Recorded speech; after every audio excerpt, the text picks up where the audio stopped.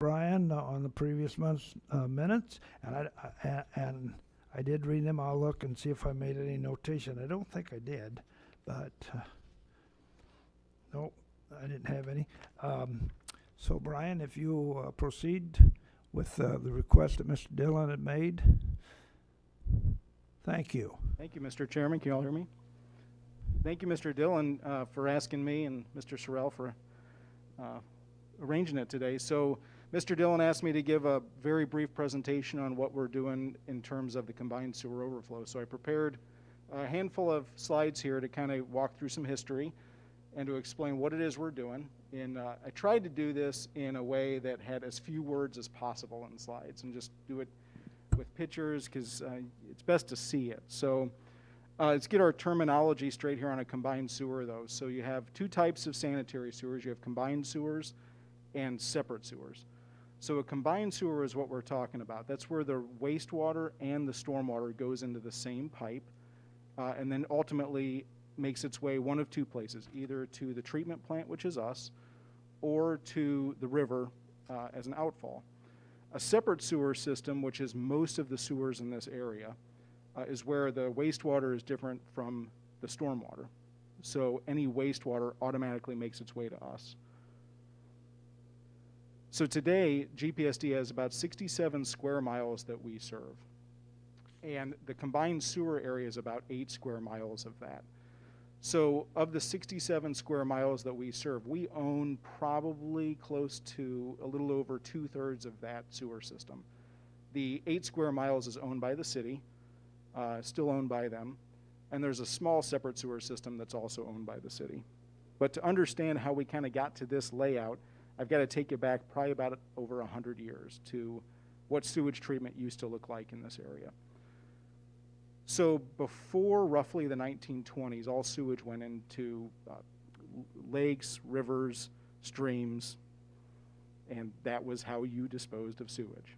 So as development happened, around the early 1900s, sanitary districts started to be formed. And the reason for them was because they had the bonding authority to be able to build interceptor pipes, which is just a big pipe that intercepts the sewage, and build big treatment plants, which is what we have in this area. So about the late 1920s and early 1930s, we come around. So the Greater Peoria Sanitary District is formed. We build a nice state-of-the-art treatment plant, which a lot of components are still there today. And mainly to serve this combined sewer area and growth as the city was starting to expand. We also, at the time, took over West Peoria's sewer system. Eventually, we would take over Bartonville and Peoria Heights and most of the city of Peoria. But you can build a nice treatment plant, you've got to get the sewage there, and that's what we did with the Riverfront Interceptor. So in the early 1930s, the Riverfront Interceptor is built. It's about 5.5 miles along the Illinois River that goes north along the Illinois River. You can see some pictures of it being built here. And this picture right here on the left side of the screen is the river station. So you can kind of see where this interceptor pipe goes. So that's all well and good in the 1930s. The 1950s or so comes along, and we start expanding outward. So we actually, as a side note, have another interceptor pipe that was built in the 50s, cost about $30 million in 1950 era time. The Kickapoo Interceptor, which captures most of the north side of Peoria and Bartonville area. So that actually comes down to the treatment plant too.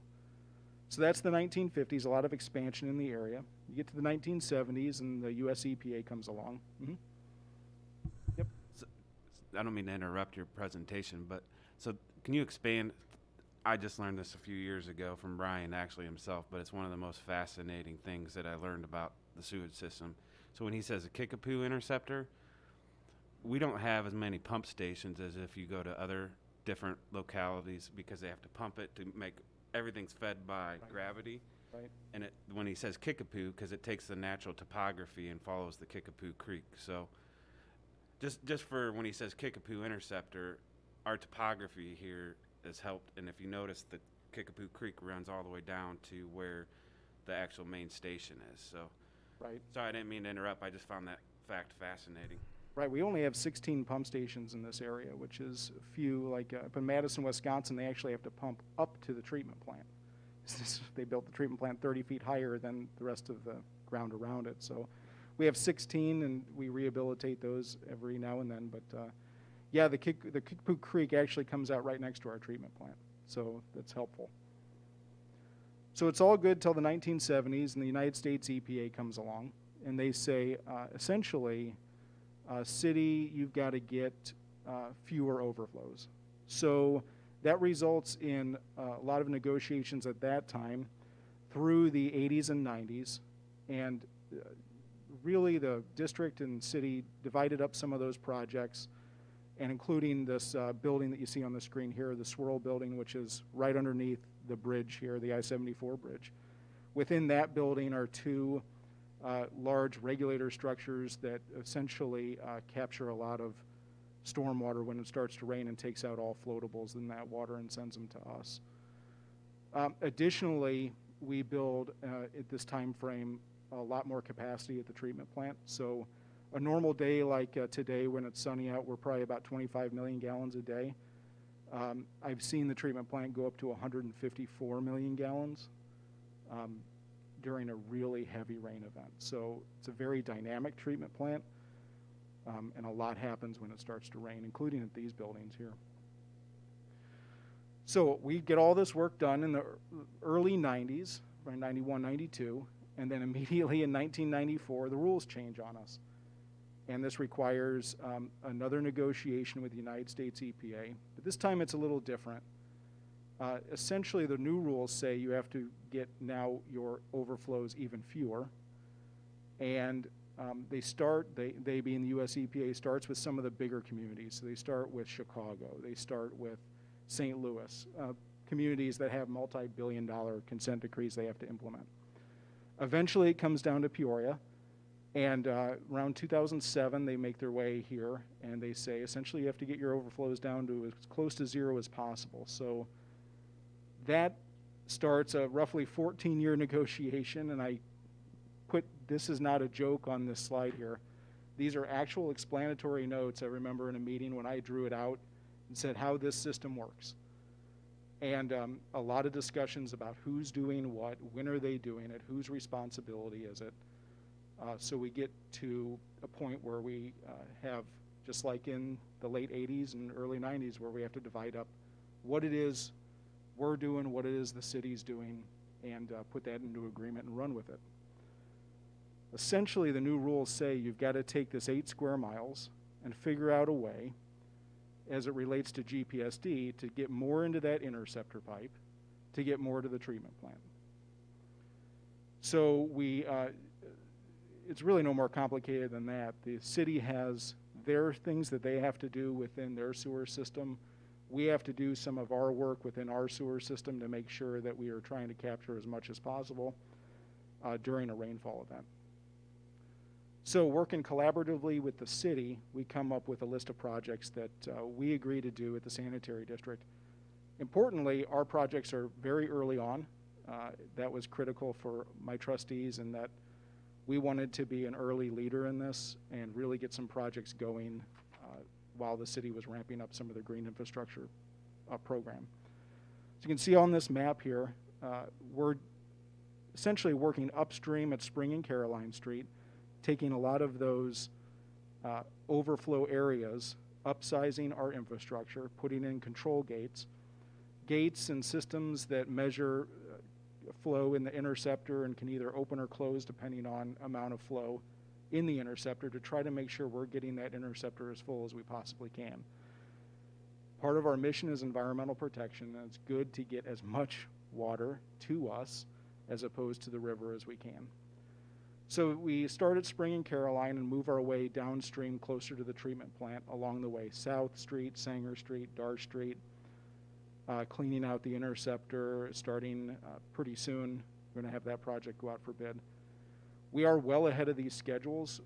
We had a lot of slack time built in for unknowns and things that are just frankly out of our hands you would typically see in project management. So we feel good about these. Spring and Caroline's in design right now, and so is South Street. We have another project we have to do in Bartonville for some wet weather overflow facilities that we're actually applying for a grant for. So we have more time on that one. That's not shown in this presentation, but we're going to finance this mainly through bonds, through some reserve funds that we have built up over the years, and hopefully some grant funding along the way as well. So those are our CSO projects. This doesn't exist in a vacuum. So we have a lot more projects that we have to do in addition to this. And I say have to do because that's what good management does. We get out ahead of these projects. We have not only the CSO projects, but we also have a very large, very complicated advanced treatment system that is in need of rehabilitation over time. So that's one of our focus areas, as well as the collection system, the other 500 miles that we do own. That all has to be rehabbed over time. So if you want to know more, GPSD Next is the website I've been touting now for a while. It kind of details these three areas and how we're tackling it one step at a time. So any questions anybody has? If you don't have any, if you think of something later, call me, email me anytime. I'm here for you guys. But I really appreciate the opportunity today.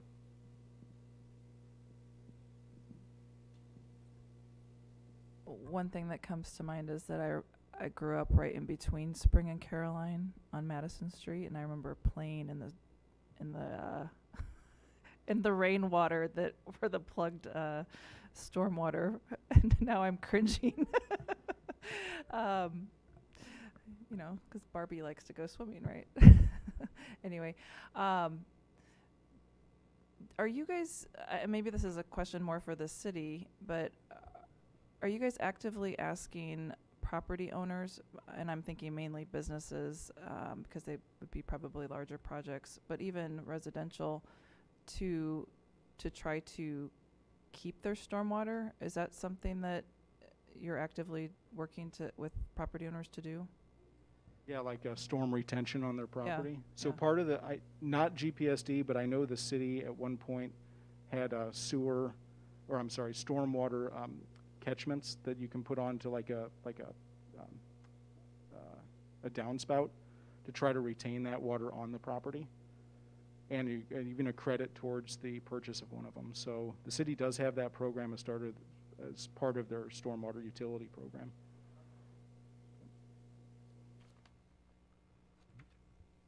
Hey, Brian, when you and Jimmy were talking about the pumping stations and the lack of pumping stations, is that what makes it difficult in regards to some of the areas not being able to be on your services and so forth?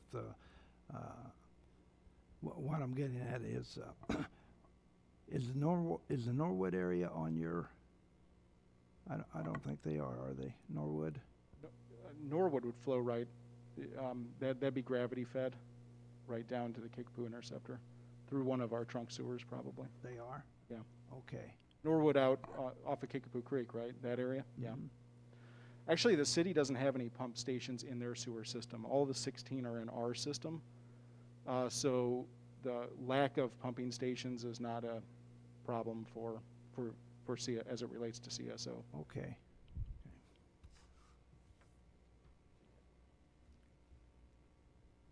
Jimmy?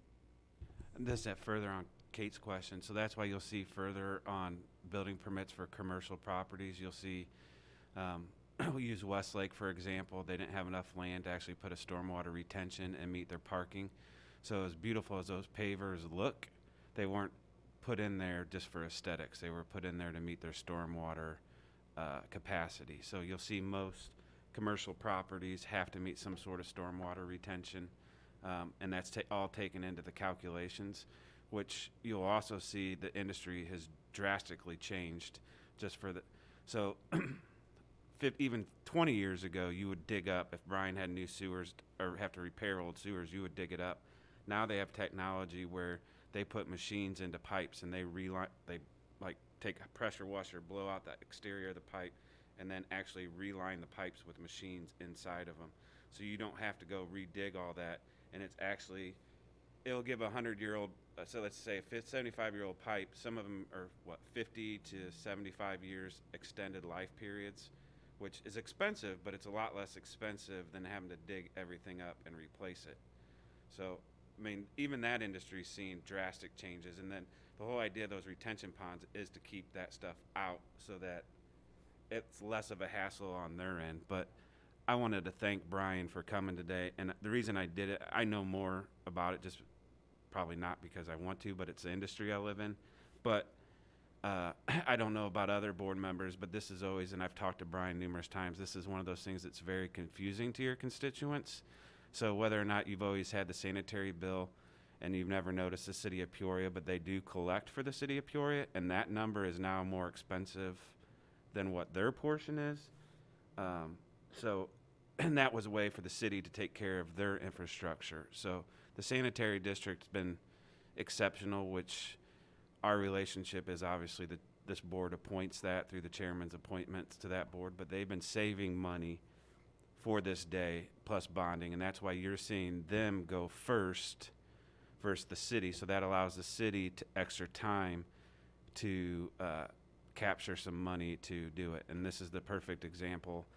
Our rates were always deflated per se because the improvements weren't being put into the system that needed to be put in. So you're seeing the city play catch up with enough money because this is, the original estimate was what, 200 million or 100? Some estimates were higher than that, probably like double that. So they got the green infrastructure, and so that's why you've seen investments in the warehouse district with trees and sidewalks that dump into green spaces. So I just appreciate it. I know this has been covering West Peoria, part of it. This has been a lot of calls I've gotten from people trying to understand, because of what it's been about. Within the last 2 years, the bills have really started ramping up.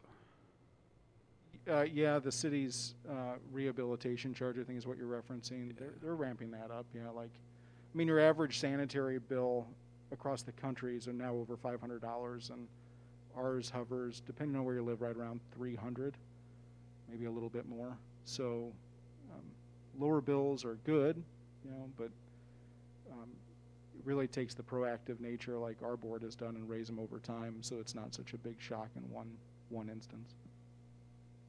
One last question, hopefully. Does the city creating their own sanitary district, their own sanitary board that they voted on, or probably have the terminology wrong, does that mean you're still billing for it, or is this a separate fee and a separate bill that we'll be getting? Yeah, so what the city did was created a new district area.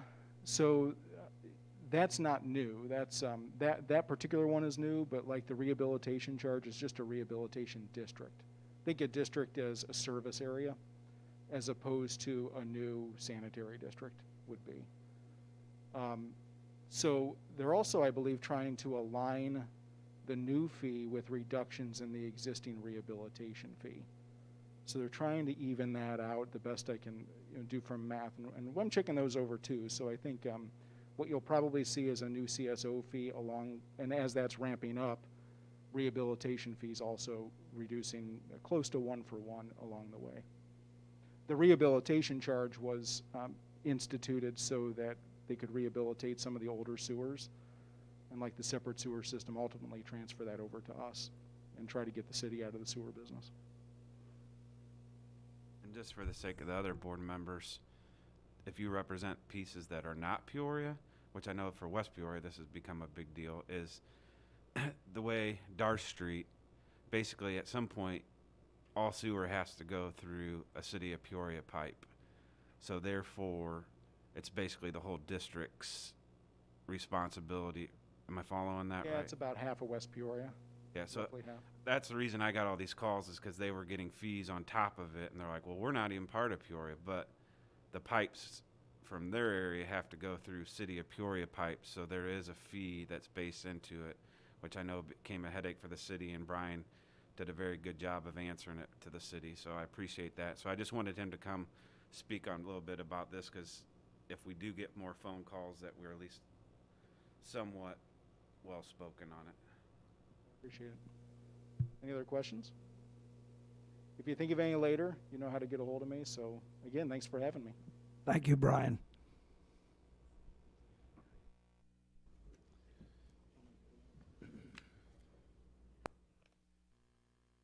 Okay, the next informational item is our facilities master plan. And Mark's not here. Are you going to handle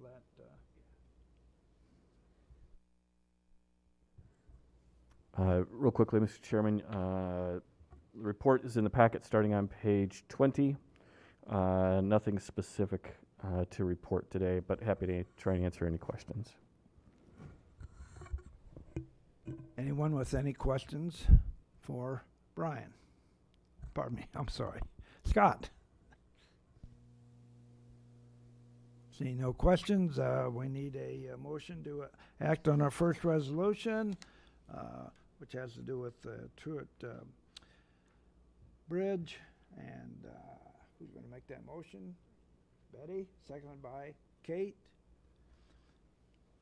Okay, and we got Mr. Gillis is going to handle that one. Good afternoon. Structure number 3124 is on Truett Road. It's about 2 miles west of Chillicothe. It's 106 foot long and currently has a fishing rating of 28.0. When I was out inspecting the bridges last fall, we found some concerning issues with this structure, and we asked IDOT to come in and look at it, and the decision was made to reduce it down to 1 lane. Traffic's actually kind of going in the center of the bridge right now because there's not very many good beams left on it. We were able to move some federal funding around so we could get this job on the June 11th letting, so it's actually being advertised for letting right now. The federal funds will pay for 80% of the construction, and the remaining 20% will be paid for with the county bridge funds. We're estimating the cost of construction to be about $1 million. We're expecting work to start beginning of August, and hopefully be done in November. So if you have any questions, I'm willing to answer them. This has been before our committee on some other matters as well, and seems like everything's been going pretty well. A lot of traffic up there, and that traffic is controlled, of course, by the stop and go light right now, and I'm sure the people would be happy when we get it all fixed. And like Mr. Gillis said, it's going to be released here in June. The state will receive the bids and so forth. Hope to start work in August. Yeah. Any other questions, comments? All right, I'll call the question. All those in favor of this resolution signify by saying aye. Aye.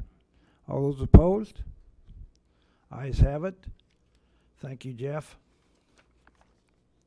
And our second resolution has to do with a project with the city of Peoria out off of Willow Road. I need a motion on that by Rob, seconded by Jim. Go ahead, Amy. You're going to handle this particular resolution. Thank you, Mr. Chairman. This is a joint city and county project on Willow Road. This is for an addition of a sidewalk between Allen Road and University. The city went and applied for some transportation alternatives funds, so this is for pedestrian accommodations and non-motorized vehicle type of accommodations. They applied for some money and received it, so we talked to them about splitting the project after the transportation funding has been applied, splitting it 50-50 with the city as in accordance with our 1960s agreement with the city for joint projects. This project will just be the sidewalk on the road. Well, we've had a lot of pedestrians out there. I've had some calls from concerned board members and residents out there, so looking forward to this addition. After we apply the transportation funds, we're looking at about $48,789 in county funds. That'd be out of the county motor fuel tax account. If approved, we would like to begin have a bid letting later on this summer, with construction starting this fall. Once the project is completed, the road will continue to remain Peoria County jurisdiction, but this is just one project, hopefully an interim in the future, we'll do a road project, but in the near term, at least get the sidewalk up there. So happy to try to answer any questions from the committee. Yeah. Out of curiosity, why is there a sidewalk just on one side of Allen Road? Was there a reason for that, or is there? On Allen Road? On Allen Road, I meant, yes. So Allen Road is city jurisdiction, so the Willow Knolls is the county's jurisdiction. This okay. piece is Sure. the county's, Oh. yes.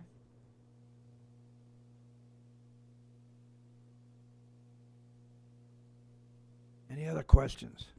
Rob? Thank you. Does this include any sort of lighting for the sidewalk, or is it just the sidewalk? This will just be the sidewalk.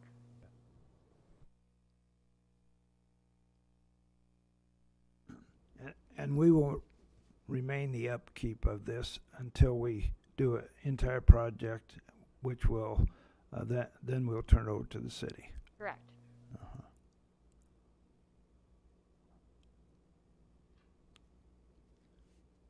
Kate? This is a question that I had already asked Amy, but I wanted to share it. She said that this sidewalk will still remain once they're doing the road project, so it's not like we're putting in a sidewalk, it'll have to be taken up and then do the road. So this will be the sidewalk that is there after the road project is done also. Good point. Any other questions for Amy?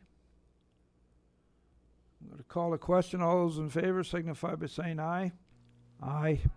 All those opposed? Ayes have it. Our next motion needs to be made in regard to a resolution on the culverts in regards to Slane Road, and it's an engineering thing, and that is found on page 36 is what I've got on my thing. So need a motion on that. Motion made by Rob, second by Ms. Duncan. Thank you, Betty. Thank you, Mr. Chairman. This is a culvert in Akron Township. We have discussed this at this committee previously. The road commissioner has went ahead and used township funds, his township motor fuel funds, to do some engineering out here to determine what kind of culvert needs to be replaced at this location. Once the engineering is completed, he will use township funds for a culvert and then use local non-motor fuel tax funds for the installation in the future. The item before you is for additional engineering work that needs to be completed. This is all coming out of the township's motor fuel tax account. There is no county funding on this. The county, since we oversee the township motor fuel tax accounts, we are the contract holders, and that's why it is before you. And I'm happy to answer any questions on this.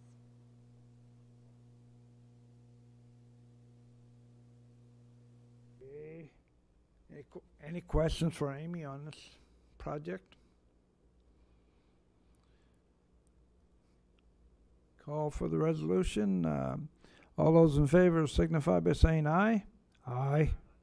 All those opposed? Ayes have it. Our next resolution has to do with the bid overlay in Limestone Township.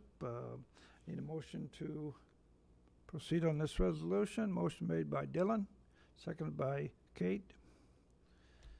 Okay, and Amy, you are going to take this one. I think it is on page 57 on my hard copy, if you're looking at a hard copy. Thank you, Mr. Chairman. This is, again, an instance where the township would like to spend their township motor fuel tax dollars. The county oversees the township motor fuel tax dollars on behalf of the township. And since we are the contract holders, we need to bring this resolution before you. The township went out for bids for overlays. They met all IDOT requirements for this and had bidders for an overlay project. They are requesting the second low bid on this project. This is due to previous issues with the low bid. The difference between the low bid and the second low bid is about $1,700. And we would concur with their recommendation to award this to the second low bid. There is justification in the packet as far as the reasoning behind their desire to use a second low bid. We also have representatives from the township here if there's any specific questions. Happy to answer any questions. Does everybody understand that they're recommending that we take the second bid and Limestone Township, who has their own engineer, and they also have a new road commissioner, township commissioner, I'm sorry, and I think you reported to us one time that when somebody's brand new, it's difficult for them to probably know what had gone in the past, but what amounts to is Limestone Township is saying that they're a little bit upset with the quality of work. They'd had a problem with Conan, and they felt that they hadn't worked out. If you want to read that on page 146 and 147, if you haven't had a chance to read all of the entire report. And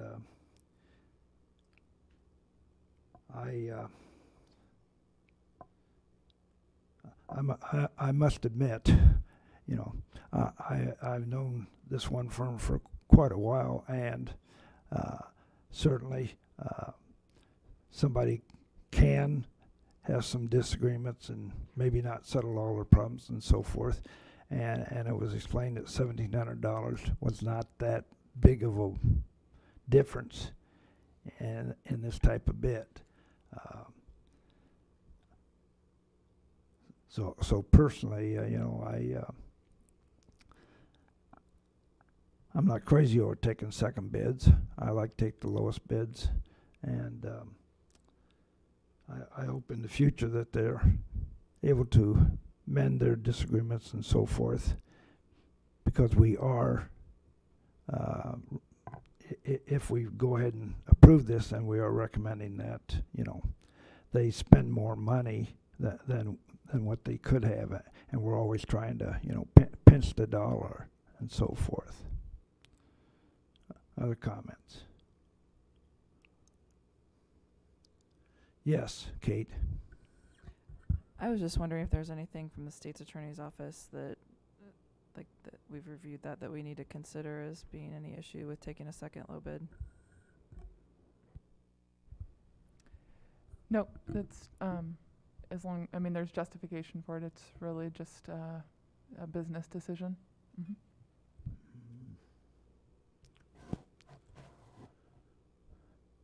Anybody else with any comments? All those in favor of the resolution signify by saying aye. Aye. All those opposed? Ayes have it.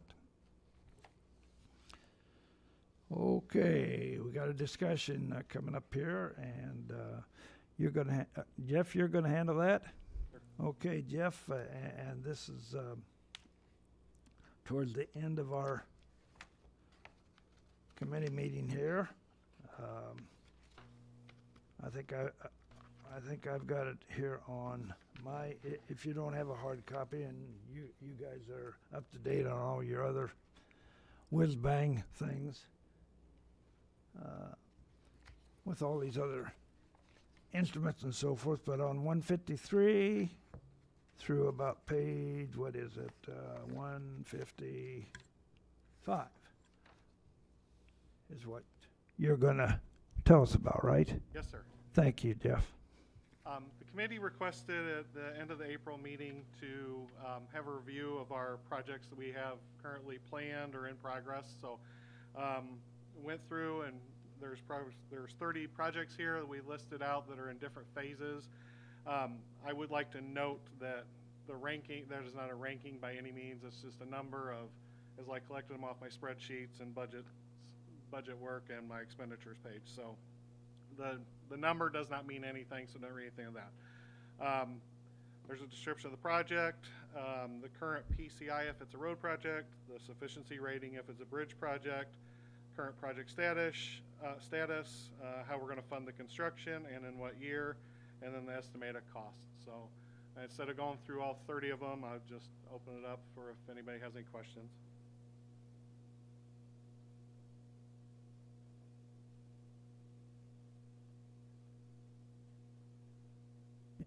Yes, Rob? Is a higher number or lower number better, On sufficiency rating, or for either of them? lower is worse. So both of them go up to 100. So PCI of 100 is a brand new road. Sufficiency rating of 100 is a brand new bridge. So the lower it is, the worse it is. Okay, thank you.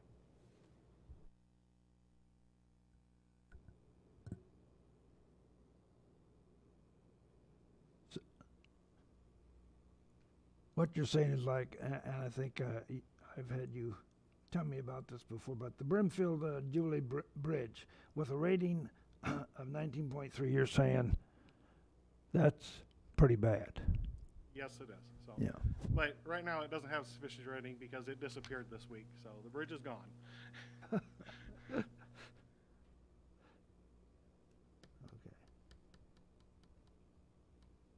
Anyone with any questions on any of these projects? Some of them may be in your area. I know I think I've got one or two in my area. Go ahead, Kate. For bridges and roads, is there generally a number that signifies it needs to be like considered, and then is there a number that where it's like, oh my gosh, it has to be done right now? Sure. So bridges is the easiest to explain. Bridges under 80 are eligible for federal rehabilitation. So you can go and rehabilitate the bridge, and you can use federal funding. A bridge with a sufficiency rating under 50 can be replaced using federal funding. So we apply that to all our bridges, even if it's just going to be county bridge funds. We utilize the same scenario that the federal government uses. So for instance, the Grange Hall Road Bridge, that project actually started today. It has a sufficiency rating of 61. The joints are bad on the bridge, and we can go in for a fairly low cost, fix the joints. I think the project's $500,000, but it's a very large bridge. It's over 200 foot long. That'd be a multi-million-dollar bridge to replace. So that's why we're going in and we're fixing it now. So as far as a PCI for road projects, I'm going to be honest, funding for roads is harder for us to get. It's a slower build-up with the amount of federal allotments we get on the roads, and so we save it up, and then we look and see, what can we fit where. We apply through PUATs for federal funding for urbanized money.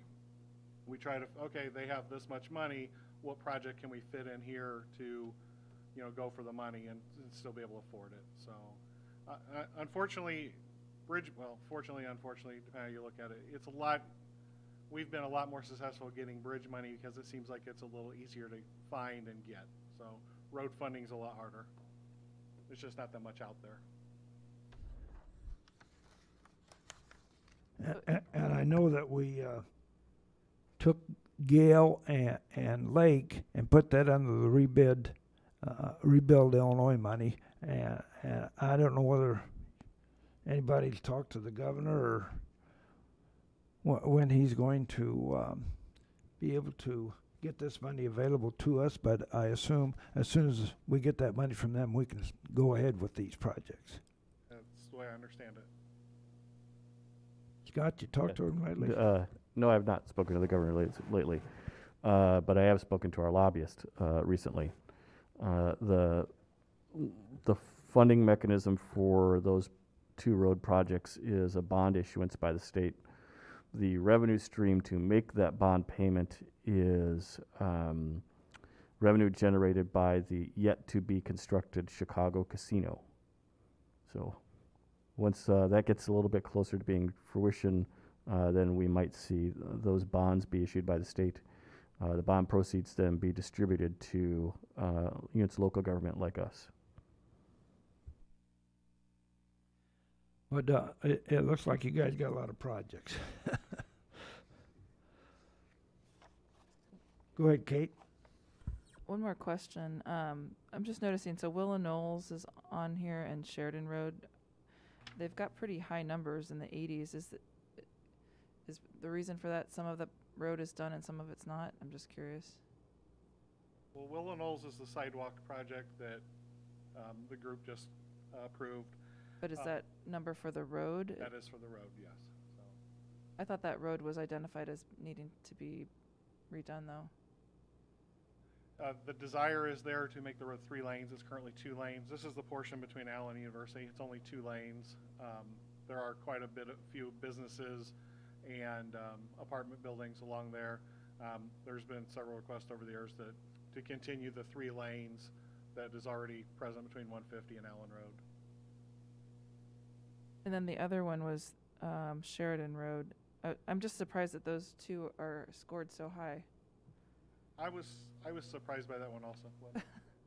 Oh, okay. So Sheridan Road was recently seal coated, so Okay. that can bring the rating up a little bit. Okay. And I just wanted to say thank you for putting this together. You're welcome. I'd also like to open up, if anybody ever wants to go out and see one of our projects, or hey, why are you budgeting this? I'm glad to take you out. Amy be glad to take you out. We can go see the project or see the area and see why we're asking for what we're asking for, or why we're doing what we're doing. Rob? I guess the same question for Lake Street. It shows a 27, but since it's been resurfaced, it's pretty nice now. So that rating, we only do the PCI on the roads every 2 years. Okay. So I think Lake Street was seal coated last year, and this was probably the previous year rating. So. Okay. Yeah, I still love driving down Lake Street. It's my kids make a joke because every time I'm on it, I'm like, this is so smooth.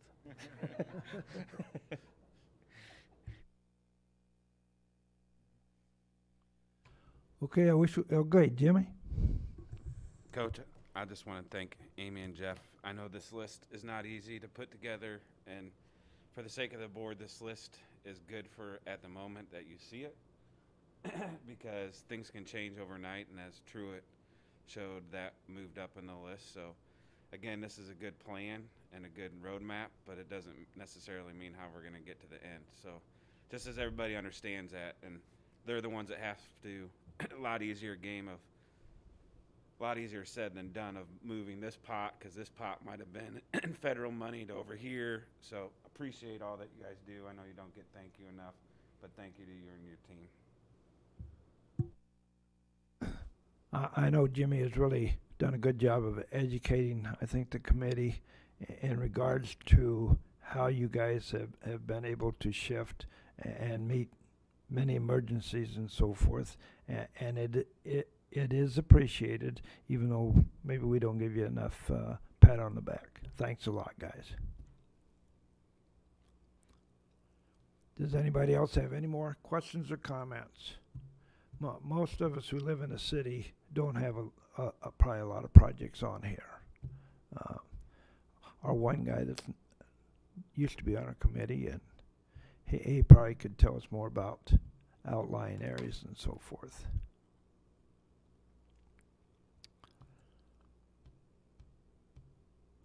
No more questions or comments. All right, I think miscellaneous, is that next? I got to turn back here to my...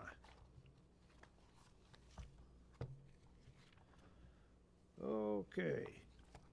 Thanks, Jeff. Miscellaneous. Anybody got anything from miscellaneous? Go ahead, Kate. I just wanted to say I went to the Riverfront Museum the other day for the first time in a long time, and I saw somebody had a display there, Mr. Watkins. I don't know how long that's been there, but it was interesting to learn about some real-life Peoria history that's happening right in our boardroom. So he and his wife have a display there. Let's go check it out. How long is it going to be there, Junior? Okay. Anybody else with a comment for miscellaneous?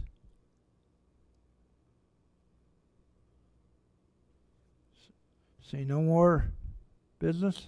This meeting is adjourned.